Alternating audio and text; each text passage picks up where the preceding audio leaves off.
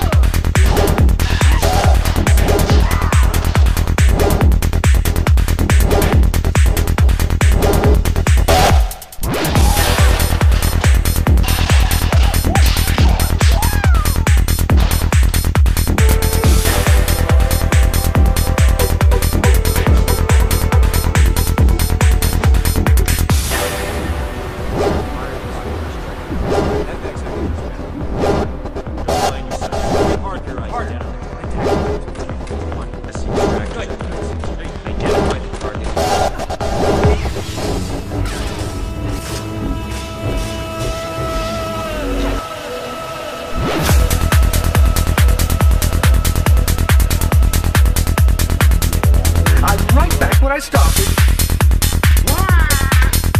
What's that? Oh, what did I hear you say, droid? What's that? I'm right back where I started. What's that? Oh, what did I hear you say, droid? What's that? I'm right back where I started.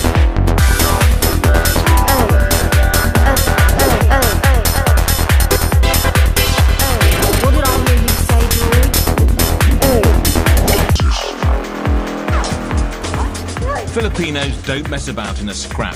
It's a warrior culture where being a tough and uncompromising fighter is considered a virtue. In a country that spent a large part of its history under the heel of colonial invaders, the Filipinos came up with the perfect camouflage for martial training. Hidden in the outskirts of Cebu City is the training ground of the most obscure fighting system in the Philippines, Black Eagle Eskrima. With only 8 practicing members left on the island, the Black Eagles are a bit of an endangered species. But these men embodied the true spirit of Filipino martial arts. They call this hardcore training play, but it's preparation for the reality of street fighting. If you want to learn sparring back home, they'll issue you with a mouth guard, pads, head guard.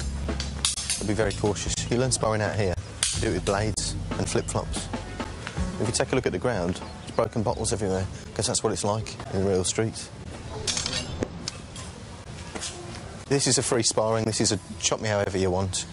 Yeah, they're taking it a little bit slow, but the fingers get chopped off sometimes. Yes, they do. You know, do people get stabbed? Yes, they do sometimes. But he's got a lot better chance than most people of taking a blade off somebody, hasn't he? Because he's faced it 1,000 times. Yeah, and over he'd go, into the broken glass.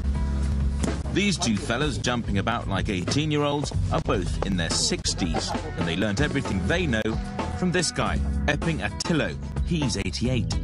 And he's agreed to demonstrate what Black Eagle Eskrima has to offer the discerning street fighter. Oh, yes, correct.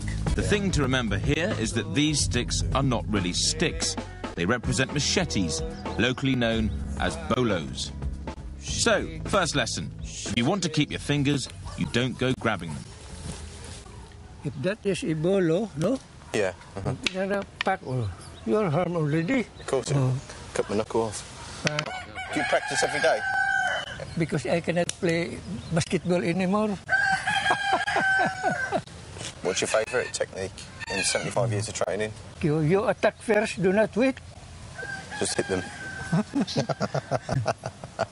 All right, let's put me to shame. All the Black Eagles follow the same principles as their Grand Master. Just hit them.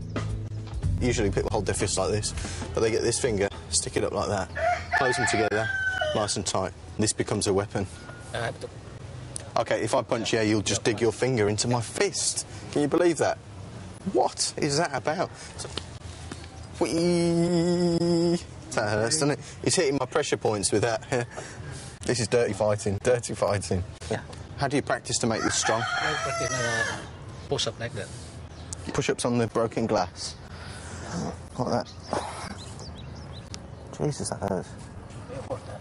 Ah!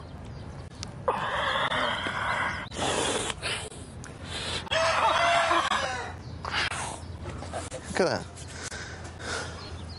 That's just from 2 press-ups. The Black Eagles are simple and direct fighters. Even their only training tool is, well, uncomplicated. The objective? Power, accuracy, speed, and a blowout. There's nothing round here to practice defending, unless you count the fighting cocks. Just attack their attacking arm. Cut the fingers, cut the hand, cut the wrist as it's coming in. Don't block and then think about attacking because you give the advantage to the other guy. They're just going at it now. Now, they've got rubber around the pole so it doesn't hurt so much, but still, believe me, that's going to break your nose. At that sort of speed, it's going to cut your face as well. They're going to get a little bit hurt. But they're not going to kill each other, and they get actual practical experience. It's about getting the weapon off the other guy and sticking him with yours or sticking him with his own. It's about what works, not about what looks good, and that's what's important. After 75 years of training, Grandmaster Epping knows exactly what works, as an unfortunate pickpocket recently discovered. This is what I did to the pickpocketing. Yeah. That hurts. Puts his hand behind the throat, puts his body weight straight down, and all the pressure goes into my throat. Some more? Yeah. Yeah, why not? OK. Okay, here we go. Oof. Do you know this? No. Oh. Yeah, OK, so he's bearing the pressure against the knee and the hip joint there. Yeah, yeah. Oh, yeah. Yeah, and if he puts any more on, I'm going to fall into the... Sorry, yeah? No, that's all right, that's all right. Yeah. When he laughs, he means lesson learned. And the lesson learned there is that you don't have to be a big, strong guy to put people on their arse. You can do it when you're 88. Fight! Bukiti tersia is the ancient fighting art that's found a home in the Philippine Police Commando Squad. In an age where satellites and stealth bombers get all the birds, the knife is still the weapon of choice when these fellas slip behind enemy lines. One-on-one's one thing, but what do you do when you're faced with multiple opponents? This is one of their 3-man training exercises. Real-life Filipino street fights are a dirty business, and if you carry a knife, you better be prepared to use it. In Bukiti tersia, you're even encouraged to use your blade against a man with a gun. So what's quicker on the draw, the gun or the knife? Let's put it to the test.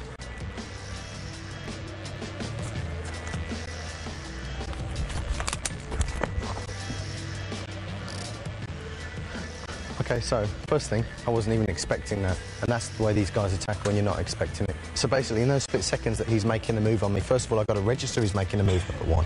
Secondly, I've got to draw the weapon, I've got to unclip it and draw it, I've got to get the safety off, I've got to cock it if it's not cocked, I've got to aim it and I've got to fire. That's going to take me more than a split second, and in that split second, he takes the initiative and he gets the jump on you.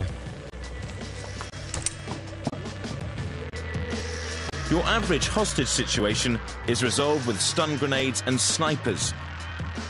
But these guys negotiate the Pakiti Tercia way. What do you do in a hostage situation if you haven't got a gun? Well, these boys use the knife. He approaches sentry number one, cuts a jugular vein. That should finish him off pretty quickly.